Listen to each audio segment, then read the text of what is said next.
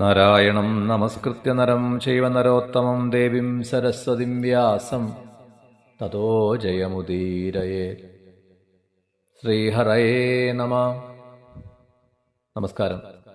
ശ്രീമദ് ഭാഗവതം ഏകാദശസ്കന്ധത്തിലെ 23-ാം അധ്യായം.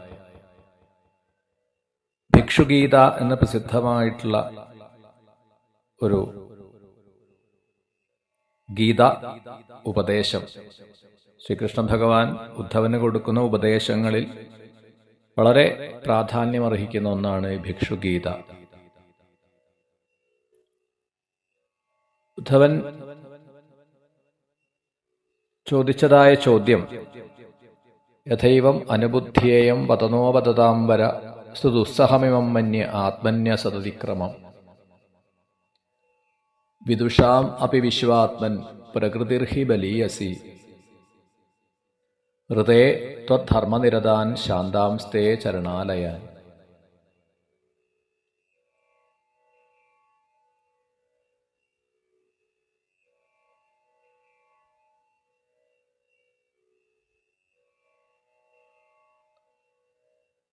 അല്ലയ സർവേശ്വര, അങ്ങയെ ആശ്രയിച്ച് ശാന്തരായിത്തീരുന്ന ഒരു ഭക്തനല്ലാതെ, അങ്ങനെയുള്ള ഭക്തന്മാർക്കല്ലാതെ മറ്റാർക്കും, ജ്ഞാനികൾക്കു പോലും അസത്തുക്കളായ ജനങ്ങൾ ചെയ്യുന്ന ദ്രോഹം അത് അസഹ്യമായിട്ടാണ് തോന്നുക. ശരീരാഭിമാനം വളരെ കരുത്തേറിയതാണ്. അതുകൊണ്ട് തന്നെ ഈ ഒരു സംശയം അതിനെ ഞങ്ങൾക്ക് മനസ്സിലാവുന്ന രീതിയിൽ ഉപദേശിച്ചാലും, ബഹുജന്മവാസന കൊണ്ട് ശരീരാഭിമാനം പ്രബലമായിരിക്കുകയും അങ്ങനെ ഇരിക്കുന്ന ഏതൊരാൾക്കും ദുർജനങ്ങളുടെ ഉപദ്രവങ്ങൾ ക്ഷമയോടുകൂടി സഹിക്കാൻ പ്രയാസം തന്നെയാണ്. അത്രയും സഹനശക്തി ഉണ്ടാകാനുള്ള മാർഗം പറഞ്ഞു തന്നാലും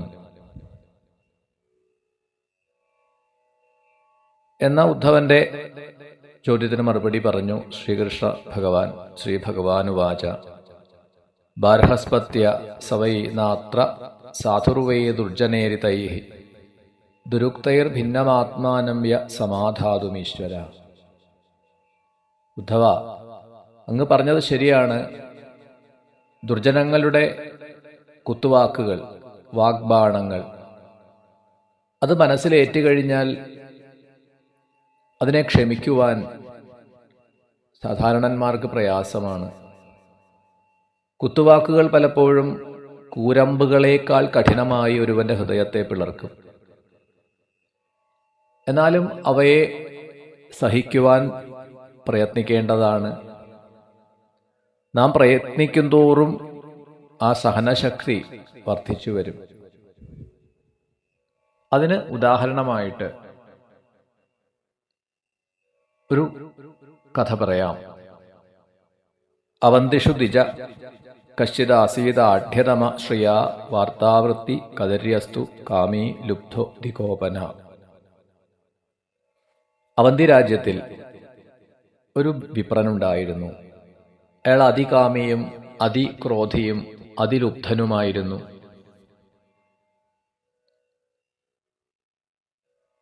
ദുരാഗ്രഹിയാണ്, ആർക്കും ഒന്നും കൊടുത്തിരുന്നില്ല.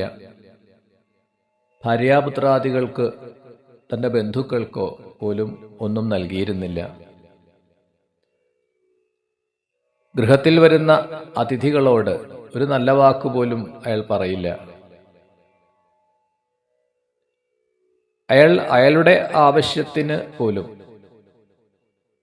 ആ ധനം ഉപയോഗിച്ചിട്ടില്ല, സുഖം അനുഭവിച്ചിട്ടില്ല.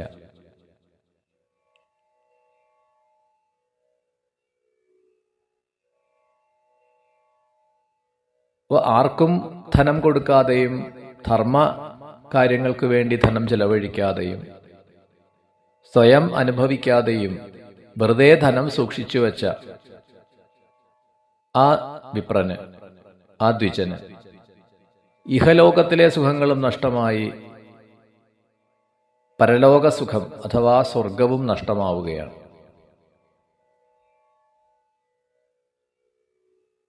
ഇയാളിൽ നിന്നും യാതൊരു തരത്തിലുള്ള സേവനങ്ങളും ധനമായിട്ടോ അന്നവസ്ത്രാദികളായിട്ടോ ഒന്നും ലഭിക്കാതെ ആയതോടുകൂടി ഭാര്യാപുത്രാദികൾ അയാളെ അനുസരിക്കാതെയായി, ക്രമേണ അയാളെ ദ്രോഹിക്കാൻ തുടങ്ങി. പതുക്കെ പതുക്കെ അയാളെ ഉപേക്ഷിച്ചു പോവുകയാണ് ഭാര്യാപുത്രാദികൾ. ഗൃഹസ്ഥൻ എപ്പോഴും ധർമ്മം ചെയ്യേണ്ടവനാണ്, പഞ്ചയജ്ഞങ്ങളെ ചെയ്യേണ്ടവനാണ്. അത് ചെയ്യാത്തതുകൊണ്ട് ദേവന്മാരും മഹർഷിമാരും പിതൃക്കളും അതിഥികളും എല്ലാം അയാളോട് കോപിക്കുകയാണ്. ക്രമേണ ഈ ധനം നശിക്കാൻ തുടങ്ങി.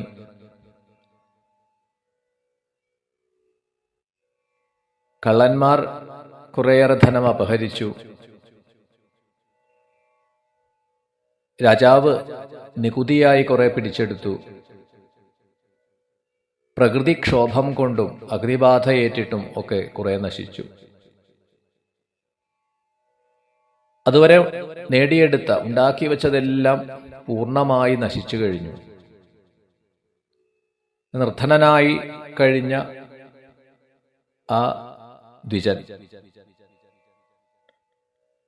ഒരു ഭിക്ഷുവായി മാറുകയാണ്. നിർധനനായതോടുകൂടി ബന്ധുക്കളൊക്കെ ഉപേക്ഷിച്ചു.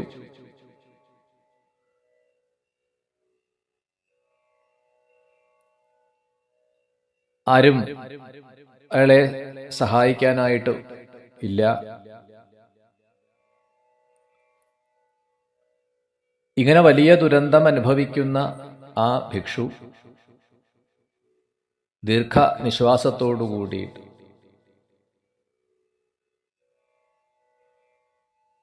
കുറെ സമയം കണ്ണീരൊഴുക്കി ആ സങ്കടാവസ്ഥയിൽ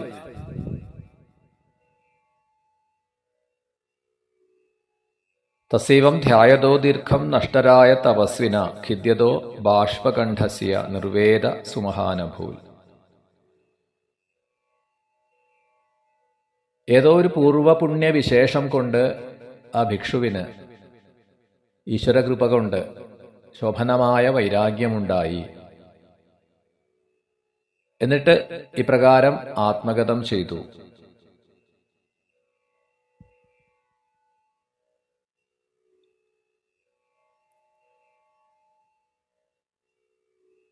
തസീവം ധ്യായതോ ദീർഘം നഷ്ടരായ തപസ്വിന ഖിദ്യതോ ബാഷ്പകണ്ഠസ്യ നിർവേദസ്സു മഹാനഭൂൽ. സ ചാഹേതമഹോ കഷ്ടം വൃഥാത്മാ മേ അനുതാപിത ന ധർമായ ന കാമായ യസ്യാർത്ഥായാസ ഈദൃശ. പ്രായേണ അർത്ഥാഗതരീയാണാം ന സുഖായ കഥാചന ഇഹ ചാത്മോപതാപായ മൃതസ്യ നരകായ ച. ഞാൻ ഈ ധനം സമ്പാദിക്കാൻ എത്ര അധികം പാടുപെട്ടു, എന്നിട്ടോ ആ ധനമൊന്നും എൻ്റെ സുഖത്തിനായോ ധർമ്മത്തിനായോ ഞാൻ ചിലവഴിച്ചിട്ടില്ല. എൻ്റെ പ്രയത്നങ്ങളെല്ലാം നിഷ്ഫലമായി. എന്നെപ്പോലുള്ള നീചന്മാർക്ക്, ലുബ്ധന്മാർക്ക് ധനം ഒരിക്കലും സുഖം നൽകുകയില്ല. ജീവിതകാലം മുഴുവനും ധനം സമ്പാദിക്കുവാനും സംരക്ഷിക്കുവാനുമുള്ള ക്ലേശം കൊണ്ട് കഴിയും. മരണശേഷമാവട്ടെ നരകയാതന അനുഭവിക്കേണ്ടി വരും. ഒരു മനുഷ്യന് മറ്റെന്തെല്ലാം ഗുണങ്ങളുണ്ടെങ്കിലും കിട്ടിയത് പോരാ എന്ന ലോഭം അല്പമെങ്കിലും ബാധിച്ചാൽ സർവനാശത്തെ ചെയ്യും ആ ഒരു ലോഭം.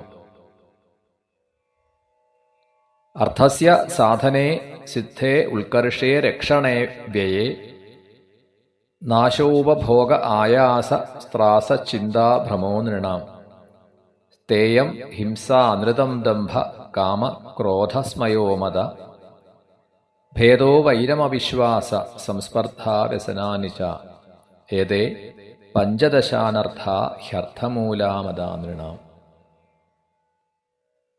ഒരുവന് ധനം സമ്പാദിക്കണമെങ്കിൽ കഠിനമായി അധ്വാനിക്കണം. ആ ധനം കയ്യിൽ വന്നു ചേർന്നാൽ മോഷ്ടാക്കളെ കുറിച്ചിട്ടുള്ള ഭയമുണ്ടാവും. അത് സൂക്ഷിക്കുവാൻ വളരെ പ്രയാസമായിരിക്കും. ആ ധനം ചിലവഴിക്കുമ്പോൾ അത് കുറയുന്നുവല്ലോ എന്നുള്ള വേദന. ഏതെങ്കിലും രീതിയിൽ ധനം നശിക്കുമ്പോൾ ദുഃഖം.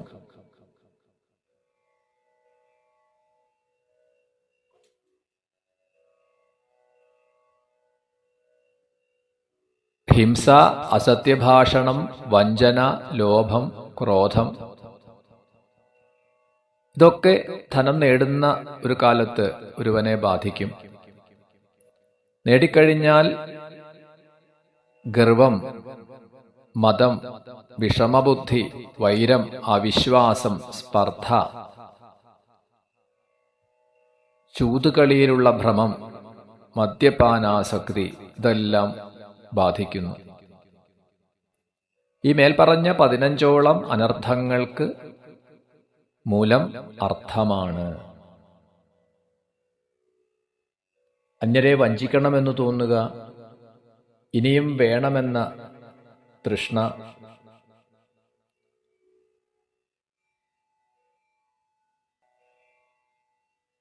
കൊടുത്തത് കിട്ടാതെ വന്നാൽ ക്രോധം, കയ്യിലുള്ള ധനത്തെ പറ്റിയിട്ട് അഹങ്കാരം, സ്വജനങ്ങളെപ്പോലും ബന്ധുജനങ്ങളെപ്പോലും വിശ്വസിക്കാൻ പറ്റാതെ വരിക,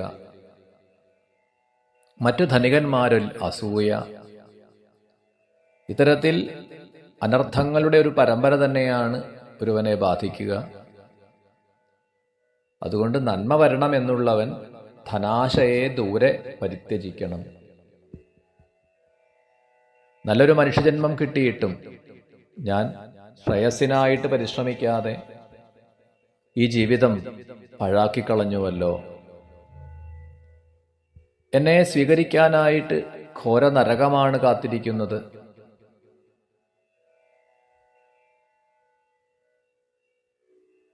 ഈ ശരീരം വീണു കഴിഞ്ഞാൽ എനിക്ക് നരകയാതനകളാണ് അനുഭവിക്കേണ്ടി വരിക. ഇവിടെയാവട്ടെ എൻ്റെ ജീവിതം ധനസമ്പാദനത്തിനു വേണ്ടി തുലച്ചുകളഞ്ഞു, ആയുസ്സാവട്ടെ അവസാനിക്കാറായി. ഇനി എന്തു നേടാനാണ്? ഞാൻ മാത്രമല്ല, മഹാപണ്ഡിതന്മാർ പോലും ധനാശയ്ക്കു വശപ്പെട്ടുകൊണ്ട് ജീവിതം പാഴാക്കുന്നത് കാണുമ്പോൾ ആ ഭഗവൻ മായയെ നമസ്കരിക്കുകയാണ്.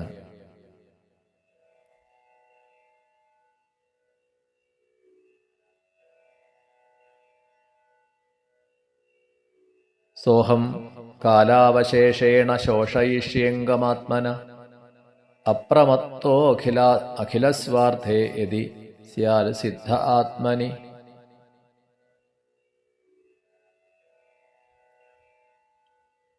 മരണത്തിന്റെ വായിൽ അകപ്പെട്ട ഒരുവന് ധനം എന്തു സുഖമാണ് കൊടുക്കുക? എന്നിരുന്നാലും ഞാൻ ഭാഗ്യവാനാണ്. ആ ഭഗവത് പ്രസാദം കൊണ്ട് എൻ്റെ ഈ അന്ത്യകാലത്തിലെങ്കിലും എനിക്ക് വൈരാഗ്യം ലഭിച്ചുവല്ലോ. അത് സംസാര സാഗരത്തെ തരണം ചെയ്യാനുള്ള ഒരു തോണിയാണ്. ഇനിയുള്ള ശേഷിക്കുന്ന ആയുസ് ഒരു ആഗ്രഹവും കൂടാതെ ആത്മതൃപ്തനായി ഭഗവത് ഭജനം ചെയ്ത് ഞാൻ കാലം കഴിക്കും. അതിന് എന്നെ സർവേശ്വരൻ അനുഗ്രഹിക്കട്ടെ. ഒരു മുഹൂർത്തം കൊണ്ട് പരമപദത്തെ പ്രാപിച്ച ഒരു മഹാത്മാവാണല്ലോ ഖട്വാങ്കൻ എന്ന രാജർഷി. അതുകൊണ്ട് ഞാൻ നിരാശപ്പെടുന്നില്ല. ഈശ്വര കാരുണ്യമുണ്ടെങ്കിൽ എനിക്കും സദ്ഗതി ലഭിക്കും എന്നിങ്ങനെ വിചാരം ചെയ്യുകയാണ് ആ ഭിക്ഷു. ഇപ്രകാരം ദൃഢനിശ്ചയം ചെയ്ത ആ ഭിക്ഷു ശാന്തതയോടുകൂടി വർത്തിച്ചു. ദേഹഭാവനയെ, ദേഹാഭിമാനത്തെ വേരോടുകൂടി അറുത്തുമാറ്റി. ആരാലും അറിയപ്പെടാതെ ഒരു പ്രാകൃതനെ പോലെ, ഒരു ഭിക്ഷുവിനെ പോലെ നാടെങ്ങും സഞ്ചരിക്കുകയാണ്. ഭിക്ഷയ്ക്കു വേണ്ടി മാത്രം ഗ്രാമങ്ങളിൽ പ്രവേശിക്കും. പ്രാണേന്ദ്രിയ മനസ്സുകളെ അടക്കി അനാസക്തനായിട്ടാണ് സഞ്ചരിക്കുന്നത്. വൃദ്ധനായ അവധൂത ഭാവത്തിൽ വരുന്ന ആ ഭിക്ഷുവിനെ പലപ്പോഴും ജനങ്ങൾ പലവിധത്തിൽ ദ്രോഹിച്ചു.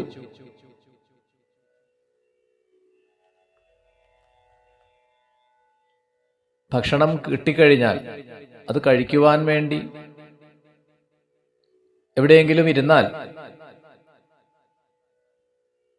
അയാളുടെ കയ്യിലെ ജപമാലയോ ദണ്ഡോ ജലപാത്രമോ ഒക്കെ മറ്റുള്ളവർ തട്ടിപ്പറിക്കും. കഴിക്കാൻ കിട്ടിയ ഭക്ഷണത്തിൽ ചിലർ മലിനമായ വസ്തുക്കളെ കൊണ്ടുവന്നിടുന്നു. ദേഹോപദ്രവം ഏൽപ്പിക്കുന്നു. അതെല്ലാം സഹിച്ചുകൊണ്ട് ആ ഭിക്ഷു യാതൊരു തരത്തിലും പ്രതികരിക്കാതെ അങ്ങനെ ഇരുന്നു. അപ്പോൾ അവർ പലതരത്തിലും ദ്രോഹം തുടരുകയാണ്. കള്ളനാണ്, സന്യാസ വേഷം കെട്ടി നടക്കുന്നു, ഭിക്ഷയെടുത്ത് ഇനിയും സമ്പാദിക്കുവാൻ പുറപ്പെട്ടിരിക്കുകയാണ് എന്നിങ്ങനെയെല്ലാം പരിഹസിക്കുന്നു.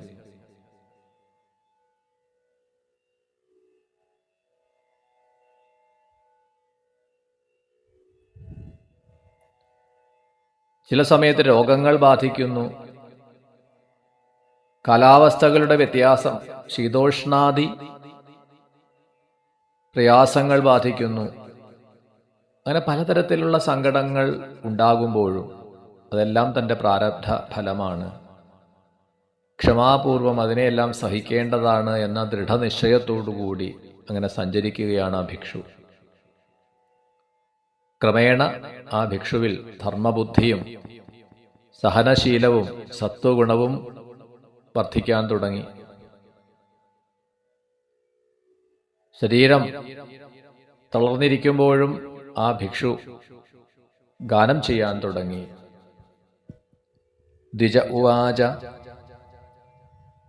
നായം ജനോ മേ സുഖദുഃഖഹേതു ന ദേവതാത്മാ ഗ്രഹകർമ്മകാലാ മനഃപരം കാരണമാമനന്തി സംസാരചക്രം പരിവർത്തയേദ്യൽ മനോഗുണാൻ വൈ സൃജതേ ബലീയസ്തതശ്ച കർമാണി വിലക്ഷണാനി ശുക്ലാനി കൃഷ്ണാന്യധലോഹിതാനി തേഭ്യഃ സവർണാ ശ്രുതയോ ഭവന്തി. എന്റെ സുഖദുഃഖങ്ങൾക്ക് കാരണം ജനങ്ങളോ ദേവതകളോ നവഗ്രഹങ്ങളോ കർമ്മമോ കാലമോ ഇതൊന്നും തന്നെയല്ല. എന്റെ മനസ്സു തന്നെയാണ് കാരണം. ഗുണദോഷങ്ങളെ കൽപ്പിക്കുന്നത് മനസ്സാണ്. മനസ്സിൽ നിന്നും സാത്വിക രാജസ താമസിക കർമ്മങ്ങൾ ഉണ്ടാകുന്നു. ആ കർമ്മങ്ങൾക്കനുസരിച്ച സുഖദുഃഖങ്ങൾ അനുഭവിക്കേണ്ടി വരുന്നു. മനസ്സാണ് സംസാര ചക്രത്തെ തിരിക്കുന്നത്. ജീവാത്മാവായ ഞാൻ മനസ്സിനോടുള്ള അധ്യാസം കൊണ്ട് എനിക്ക് യാതൊരു ബന്ധവുമില്ലാത്ത ഈ സംസാരത്തെ ചുമക്കുകയാണ്. ദാനം സ്വധർമ്മോ നിയമോ യമശ്ച ശ്രുതം ച കർമാണി ച സദ്വൃതാനി സർവേ മനോനിഗ്രഹലക്ഷണാന്ത പരോഹി യോഗോ മനസ സമാധി. ദാനം, സ്വധർമാനുഷ്ഠാനം, യമനിയമങ്ങളെ അനുഷ്ഠിക്കുക, അധ്യയനം, സത്കർമ്മങ്ങളെ ചെയ്യുക, വ്രതാനുഷ്ഠാനങ്ങൾ, ഇതെല്ലാം തന്നെ ഇതിൻ്റെ എല്ലാം ലക്ഷ്യം മനോനിയന്ത്രണമാണ്, മനോനിഗ്രഹമാണ്. യോഗങ്ങളുടെ ഉത്കൃഷ്ടഫലം മനഃശാന്തിയാണ്. ഒരുവന്റെ മനസ്സ് പ്രശാന്തമായി കഴിഞ്ഞാൽ, സമാഹിതമായി കഴിഞ്ഞാൽ പിന്നെ ഇതൊന്നും ആവശ്യമില്ല. ദാനമോ വ്രതമോ അങ്ങനെയുള്ള യാതൊരു അനുഷ്ഠാനങ്ങളും ഒരുവന് ആവശ്യമില്ല. ഇനി മനസ്സടങ്ങുന്നില്ല എങ്കിലോ ഇതൊന്നും ചെയ്തിട്ടും ഒരു ഫലവുമില്ല.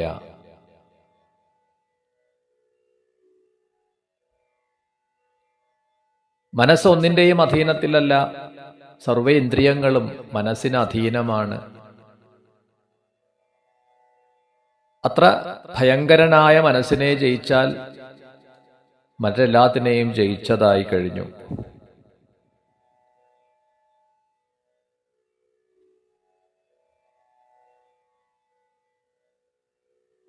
എന്നാൽ അത്ര എളുപ്പം ജയിക്കാവുന്ന ഒന്നല്ല മനസ്സ്.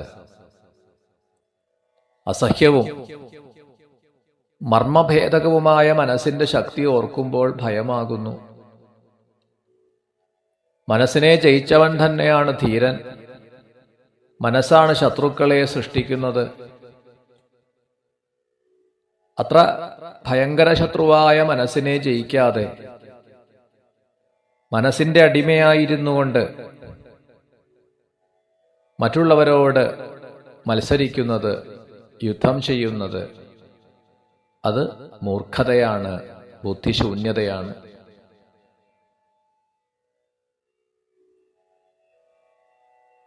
തം ദുർജയം ശത്രുമസഹ്യവേഗ അരുന്തുതം തന്ന വിജിത്യ കേചിൽ കുർവന്ത്യസദ്വിഗ്രഹമത്ര മർത്യൈർമിത്രാണ്യുദാസീനരിപൂന്വിമൂഢാഃ ദേഹം മനോമാത്രമിമം ഗൃഹീത്വാ മമാഹമിത്യാന്ധധിയോ മനുഷ്യാഃ ഏഷോഹമന്യോയമിതി ഭ്രമേണ ദുരന്തപാരേ തമസി ഭ്രമന്തി. മനസ്സിനെ അടക്കിയാൽ പിന്നെ ശത്രുക്കളില്ല. ഇതറിയാതെ മനക്കൽപ്പിതമായ ശരീരത്തിൽ അഭിമാനിച്ച് അവിവേകിയായ ഒരുവൻ വെറുതെ ഈ സംസാരത്തിൽ പെട്ട് ഭ്രമിക്കുന്നു.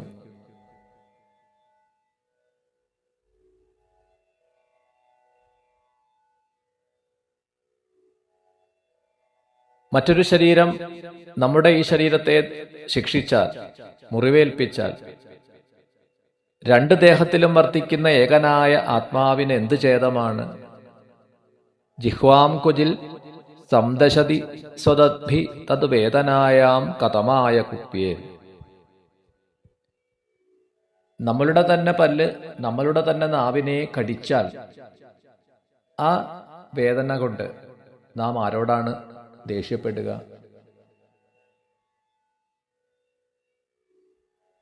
ഇനി ഇന്ദ്രിയങ്ങളിൽ വസിക്കുന്ന ഇന്ദ്രാദി ദേവതകളാണ് സുഖദുഃഖ ഹേതുക്കളെങ്കിൽ ആത്മാവിന് അതുമായിട്ട് എന്താണ് ബന്ധമുള്ളത്?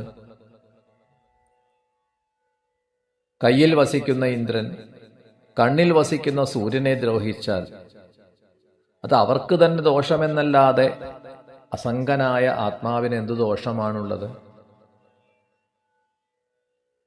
ഇനി ആത്മാവാണ് സുഖദുഃഖ ഹേതുവെങ്കിൽ അത് ആത്മാവിന്റെ സ്വഭാവമാണല്ലോ. ആ സ്വഭാവനാശത്തിൽ ആത്മാവ് തന്നെ നശിക്കുമല്ലോ. അതിനും മറ്റുള്ളവരുടെ നേരെ കോപിക്കാൻ അവകാശമില്ല.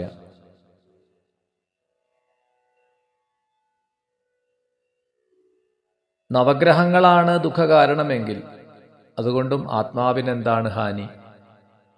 ഗ്രഹനില അനുസരിച്ച് ജനിച്ച ദേഹം ജഡമാണ്. അതിന് സുഖദുഃഖജ്ഞാനമില്ല. ഗ്രഹങ്ങളെ കൊണ്ട് ഗ്രഹങ്ങൾക്ക് തന്നെയാണ് പീഡ. ആത്മാവിന് യാതൊരു ദോഷവുമില്ല. അതിനും ആരോടും കോപിക്കേണ്ടതില്ല.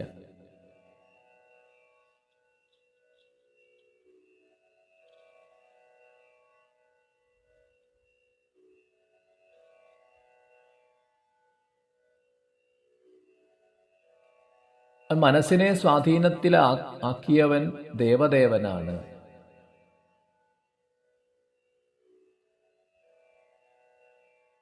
ഇന്ദ്രിയങ്ങളും ഇന്ദ്രിയാധിഷ്ഠാന ദേവതകളും മനസ്സിന് അധീനങ്ങളാണ്. മനസ്സൊരിക്കലും അവയ്ക്ക് അധീനമല്ല. യോഗികൾക്കു പോലും ഭയങ്കരനും ബലവാന്മാരിൽ വച്ച് ബലവാനുമായ ആ മനസ്സിനെ, മനോദേവനെ സ്വാധീനത്തിലാക്കണം. അങ്ങനെ മനസ്സിനെ സ്വാധീനത്തിലാക്കിയ ഒരുവൻ ദേവദേവനാണ്. തടുക്കാനാവാത്ത രാഗാതിവേഗത്തോടുകൂടി മർമ്മഭേദിയും ദുർജയവുമായ മനസ്സിനെ ജയിക്കാതെ മൂഢന്മാരായ ചിലർ മറ്റുള്ളവരെ, മറ്റു ജനങ്ങളെ മിത്രങ്ങളായിട്ടും ശത്രുക്കളായും ഉദാസീനരായിട്ടുമൊക്കെ കൽപ്പിച്ച് വ്യർത്ഥമായി അവരോട് മത്സരിക്കുന്നു. അവിവേകികളായിട്ടുള്ളവർ മനോവിലാസമാത്രമായ ശരീരത്തെ ഞാനെന്നും മറ്റ് ബന്ധുമിത്രാദികളുടെ ശരീരങ്ങളെ എൻ്റേത് എന്നും സ്വീകരിച്ച് ഇത് ഞാൻ, ഇവർ അന്യർ എന്നിങ്ങനെ ഭ്രമിച്ച് അന്തമില്ലാതെ ഈ അജ്ഞാന അന്ധകാരത്തിൽ കിടന്ന് ഭ്രമിക്കുന്നു.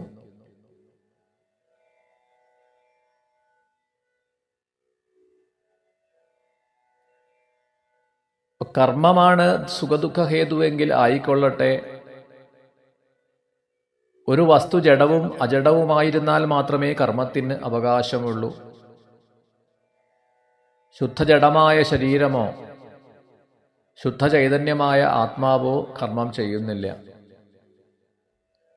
എന്നിരിക്കെ കർമ്മം മൂലമുണ്ടാകുന്ന ദുഃഖത്തിനും ആരോടാണ് കോപിക്കുക?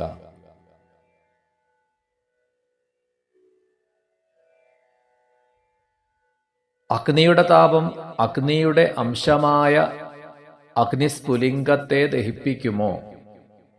ഇല്ല. അതുപോലെ കാലത്തിന്റെ ധർമ്മങ്ങൾ ആത്മാവിന് ബാധകമല്ല. ഇങ്ങനെ മനനം ചെയ്താൽ, ഇങ്ങനെ ആലോചിച്ചാൽ ആത്മാവായ തനിക്ക് അന്യരാരും ദുഃഖഹേതുക്കളല്ല എന്ന് ബോധ്യമാവും.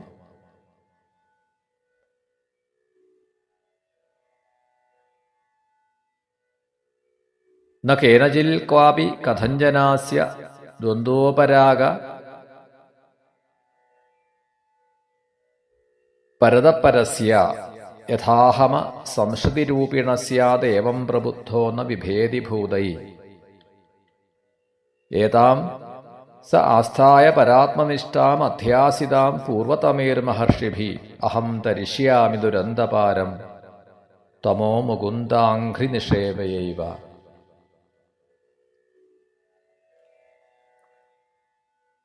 ദേഹാദികളിൽ ഞാനെന്നുള്ള അഭിമാനം ഉണ്ടാകുമ്പോഴാണ് ഭേദഭാവനയും രാഗദ്വേഷാദികളും കർമ്മങ്ങളും തന്മൂലം ജന്മങ്ങളും തന്മൂലം സുഖദുഃഖങ്ങളുമെല്ലാം ഉണ്ടാകുന്നത്. ഞാൻ ദേഹമല്ലല്ലോ, ഞാൻ മനസ്സിൻ്റെയും നിയന്താവും ശുദ്ധചൈതന്യമായ ആത്മാവുമാണ്. അസംഗനായ എനിക്ക് ഒരവസ്ഥയിലും സുഖദുഃഖാദികളില്ല. അതുകൊണ്ട് ആരോടും കോപിക്കാൻ അവകാശമില്ല.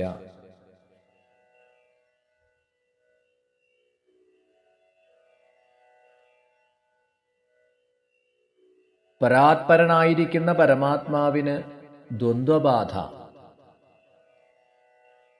ആർക്കും എങ്ങും ഒരു വിധത്തിലും ഉണ്ടാക്കാനാവില്ല. ദ്വന്ദ്വബാധ ഇല്ലാത്തതിനെ ഉണ്ടെന്ന് കരുതുന്ന അഹങ്കാരത്തിനാണ്. ഈ ഒരു ജ്ഞാനം ലഭിച്ചവൻ ഒന്നിനും ഭയക്കുന്നില്ല. പൂർവികരായ പരമർഷികൾ, ഋഷി പരമ്പരകൾ അനുസരിച്ചു പോന്ന ഈ പരമാത്മനിഷ്ഠയെ സ്വീകരിച്ച്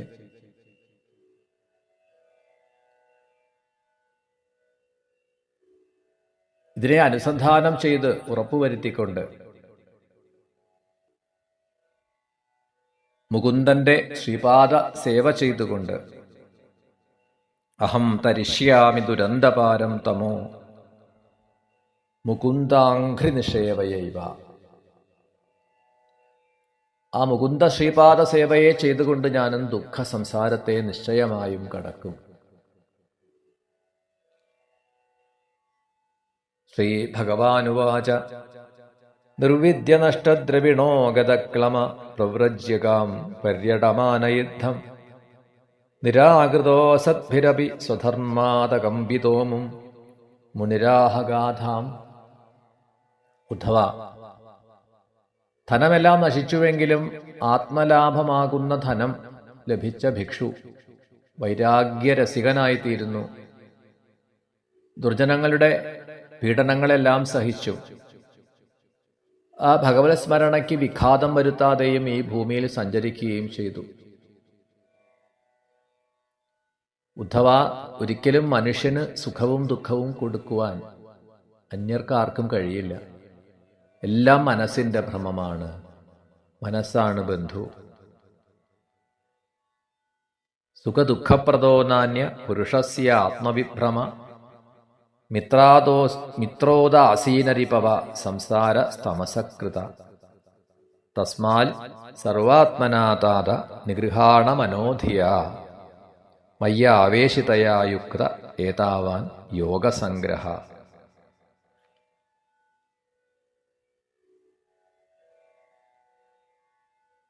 എല്ലാം മനസ്സിന്റെ ഭ്രമമാണ്. മനസ്സാണ് ബന്ധു, ശത്രു, ഇങ്ങനെയുള്ള ഭേദഭാവനകളെ ഉണ്ടാക്കുന്നത്. അതുകൊണ്ട് ബുദ്ധിവൃത്തിയെ എന്നിൽ ഉറപ്പിച്ച് കൊണ്ട് മനസ്സിനെ വഴി പോലെ അടക്കൂ ഉദ്ധവ. എല്ലാ യോഗങ്ങളുടെയും സാരം മനോനിഗ്രഹമാണ്. അത് സാധിച്ച ഒരുവനാണ് യോഗി, പരമയോഗി എന്ന് പറയാൻ പറ്റുക. മനോനിഗ്രഹത്തിന് ശക്തിയില്ലാത്ത ഏതൊരുവനും സർവയോഗസാരമായ ഈ ഭിക്ഷുഗീതയെ ശ്രദ്ധയോടുകൂടി കേൾക്കുകയോ കേൾപ്പിക്കുകയോ ചെയ്ത് മനസ്സിനെ ബ്രഹ്മമാത്രമായ എന്നിൽ ഉറപ്പിക്കാൻ ശ്രമിച്ചാൽ അങ്ങനെയുള്ള ഒരുവനെ സുഖദുഃഖാദി ദ്വന്ദ്വങ്ങൾ ഒരിക്കലും ബാധിക്കില്ല, ഒരിക്കലും ക്ലേശിപ്പിക്കില്ല. ഏതാം ഭിക്ഷുണാഗീതാം ബ്രഹ്മനിഷ്ഠാം സമാഹിത ധാരയൻ ശ്രാവയൻ ശൃണ്വൻ ദ്വന്ദ്വൈർനൈവാഭിഭൂയതേ എന്നിങ്ങനെ പറഞ്ഞുകൊണ്ടാണ് ആ ശ്രീമദ് ഭാഗവതം ഏകാദശ സ്കന്ധത്തിലെ ഭിക്ഷുഗീതയെ ഇവിടെ സമർപ്പിക്കുന്നത്. ശ്രീഹരയേ നമഃ. സർവത്ര ഗോവിന്ദനാമ സങ്കീർത്തനം. ഗോവിന്ദ ഗോവിന്ദ.